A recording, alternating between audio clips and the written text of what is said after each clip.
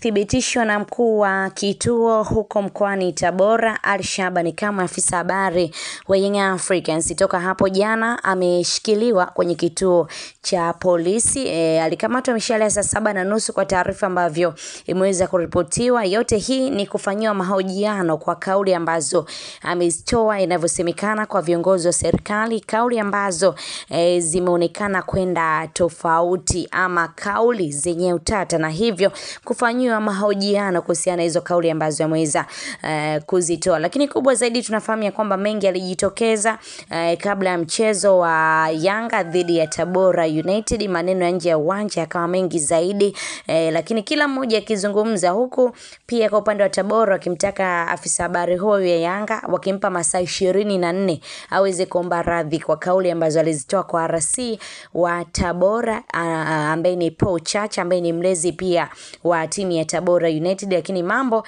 yakaenda tofauti. Watu walijua mara baada ya dakika 90 kila kitu kimeisha, lakini kumbe bado mambo yameendelea na Al-Shabani. Kama taarifa yake ya mapema tu ni kwamba amekamatwa katika kituo cha polisi huko mkoani Tabora kwa ajili ya uchunguzi na mahojiano zaidi ya kauli ambazo alizoweza kuzitoa. Lakini kwa upande wa pili, kubwa zaidi ni mnyama Simba akiwa ugenini akidondosha akipoteza kwa mabao 2-0 mchezo wa hatua ya kwanza ya kutafuta namna ya kufuzu kutoka hatua ya robo finali kwenda nusu finali. Akaruhusu magoli 2-0 mbele ya Al-Masry, na hivyo kibarua kizito kinachofuata ni kurejea nyumbani katika mchezo ambao utaenda kupigwa.